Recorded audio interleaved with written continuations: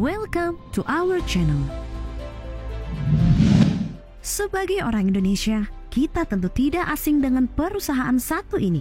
Ini merupakan salah satu perusahaan raksasa yang didirikan pada 4 Oktober 1972 di Indonesia. Kebesarannya bisa dilihat dari perannya sebagai satu di antara beberapa perusahaan yang mendapat posisi, pengaruh, serta status quo sampai hari ini. Banyak pihak beranggapan kalau kesuksesan Salim Group di Indonesia, bahkan di Asia Tenggara, terjadi berkat kedekatan khusus Sundono Salim pendiri perusahaan dengan Orde Baru yang dalam hal ini sang The Smiling General Soeharto. Ya, Salim Group hanyalah satu di antara banyak contoh kasus yang menggambarkan bagaimana praktik kapitalisme kroni bekerja di Indonesia. Ini jelas penting mengingat relasi antara pengusaha dan penguasa mempengaruhi hampir seluruh sendi kehidupan. Lantas, benarkah Indonesia masih sangat bergantung pada model perekonomian semacam itu? Bagaimana kapitalisme kroni membangun kerajaan bisnis terbesar di Indonesia? Mari kita telusuri dalam ulasan ini. Check it out!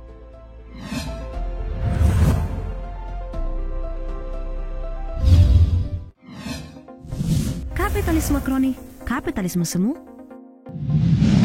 Ketika mendengar orang membicarakan kapitalisme dalam konteks Indonesia, banyak dari kita barangkali menjabarkan definisi kapitalisme kroni. Inilah yang seringkali dijadikan payung untuk terminologi lain seperti nepotisme, favoritisme, preferential treatment, dan masih banyak lagi. Samuela Christie dalam tulisannya, Budaya Kapitalisme Kroni di Asia Timur dan Indonesia memandang kapitalisme kroni didefinisikan sebagai sistem ekonomi di mana konglomerat atau penguasa mendapat kesuksesan dalam bisnisnya dari kolaborasi dan relasi erat dengan penguasa, dalam hal ini negara, pemerintah, birokrat, dan sebagainya. Praktik ini jelas terlihat apabila elit tertentu mempunyai hak istimewa dalam aktivitas ekonomi dan bisnisnya, yang mana kita ketahui itu diberikan oleh pemerintah dan negara. Dalam konteks Asia Tenggara, Yoshihara Kunio dalam buku The Rise of Ersatz Capitalism in Southeast Asia 1988 mengkategorikan Indonesia dan Filipina bersama dengan Singapura, Thailand, dan Malaysia sebagai beberapa negara ASEAN yang termasuk dalam kapitalisme ersatz atau kapitalisme semu. Argumennya, negara-negara Asia Tenggara yang berkembang pesat saat ini tidak mempraktikkan kapitalisme dinamis seperti yang dilakukan Amerika Serikat dan Jepang. Ya, kuncinya adalah apa yang disebut kapitalisme ersatz atau semu ini diidentifikasi oleh kompromi dan peran negara yang lebih rendah. Masalah yang berkaitan dengan perlakuan terhadap satu etnis tertentu di setiap negara, misalnya Tionghoa, serta kegagalan untuk mengembangkan kemampuan teknologi yang lebih baik. Nah, kira-kira apakah seperti itu kapitalisme bekerja di Indonesia?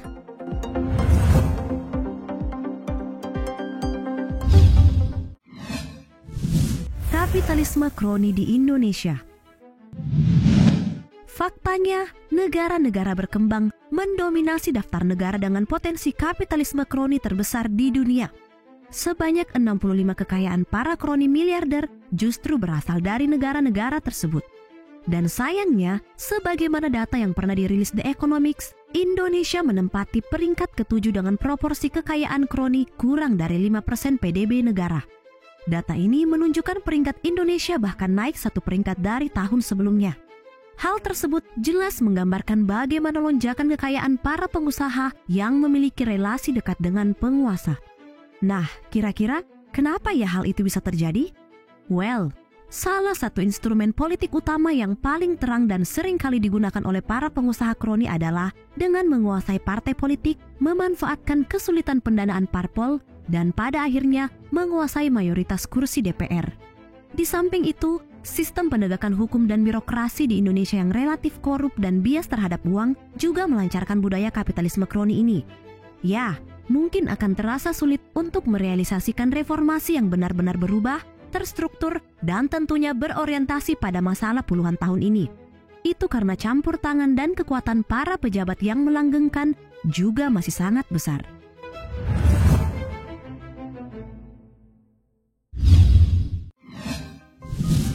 Kapitalisme kroni dan Orde Baru. Mendengar istilah kapitalisme kroni, maka barangkali bayangan kita akan kembali pada satu masa dengan kekuasaan rezim paling lama. Benar, rezim yang dimaksud adalah Orde Baru. Howard Dick dan Jeremy Mulholland dari University of Melbourne mengurai hal tersebut dengan cukup baik dalam tulisannya Old Money: Indonesia Beyond Cronyism. Menurutnya, salah satu aspek yang paling terkenal dari rezim otoriter Soeharto yang berlangsung dari 1966 hingga 1999 adalah hak istimewa yang dinikmati oleh segelintir taipan bisnis yang mampu meraup keuntungan ekonomi luar biasa, terutama dari monopoli dan hak kontraktual.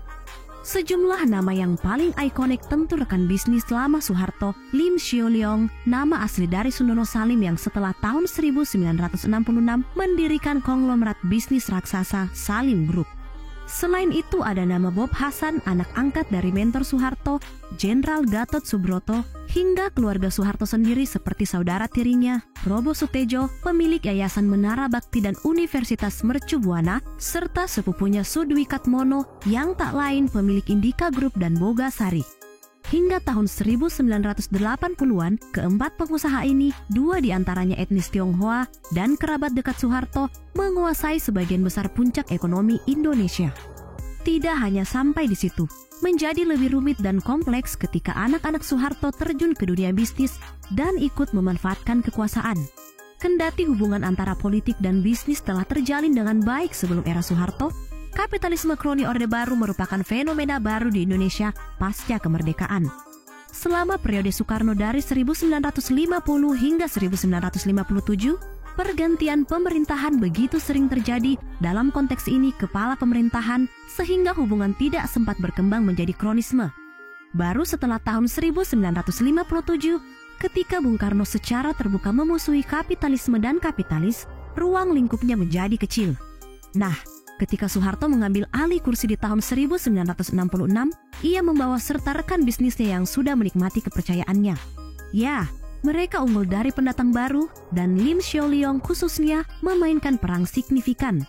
Stabilitas rezim selama 32 tahun memberi cukup waktu bagi hubungan ini untuk berkembang menjadi kapitalisme kroni.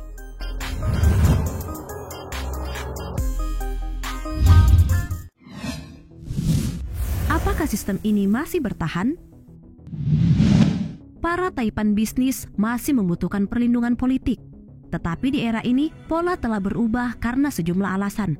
Pertama, tidak ada lagi diskriminasi terbuka terhadap orang Indonesia keturunan Tionghoa. Sejumlah pebisnis terkemuka kini menjadi tokoh masyarakat dan bisa memegang jabatan penting seperti menteri, pimpinan partai, bahkan mantan ketua DPR. Lalu tidak ada lagi satu pusat kekuasaan.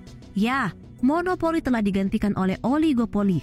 Demokrasi dengan pemerintahan koalisi berarti bahwa kekuasaan tersebar di antara parpol, sangat diperebutkan, dan sangat dapat dinegosiasikan. Itulah mengapa para taipan dapat melindungi taruhan politik mereka dan tidak terlalu rentan terhadap pemerasan dan pajak.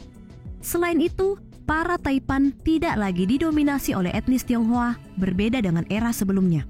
Grup Bakri dan Kala adalah dua contoh perusahaan raksasa pribumi yang pimpinannya berhasil memadukan antara bisnis dan politik.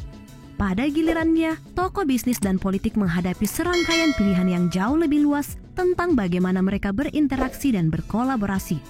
Koordinator Indonesian Corruption Watch di tahun 2018, Adnan Topanhusodo, melihat bentuk baru relasi antara pengusaha dan penguasa ini sebagai salah satu sekutu terpercaya yang berfungsi sebagai bendaharawan de facto bagi elit politik dan pemerintah. Ini bisa dilihat dalam kasus Hasim Jojo Hadikusumo, mantan rekan bisnis Titik Soeharto, Putri Soeharto sekaligus mantan istri Prabowo Subianto yang kini menjadi penggalang dana utama Partai Gerindra. Kemudian ada Abu Rizal Bakri, bukan hanya sosok paling berkuasa di Partai Golkar, tapi dalam pemerintahan. Perannya sebagai bos partai sempat diambil alih pengusaha keturunan Tionghoa, Setia Novanto, yang di awal karirnya pernah bermitra dengan putri Soeharto lainnya, Tutut Soeharto, dalam kontrak pengadaan SIM. Beberapa dekade setelahnya, logika kesepakatan informal ini mengilhami proyek IKTP senilai 5,9 triliun rupiah yang menghasilkan skandal nasional. Pada akhirnya, interaksi elit politik dan bisnis besar bukan lagi kisah kelas politik bisnis seperti yang digambarkan oleh cendekiawan Richard Robinson, melainkan narasi kontestasi intra-elit politik uang dan rekonfigurasi elit yang berubah dengan cepat. Para pemimpin politik bersaing melalui jaringan yang kompleks dan tumpang tindih, serta berbagi hubungan informal dengan tokoh bisnis yang disukai.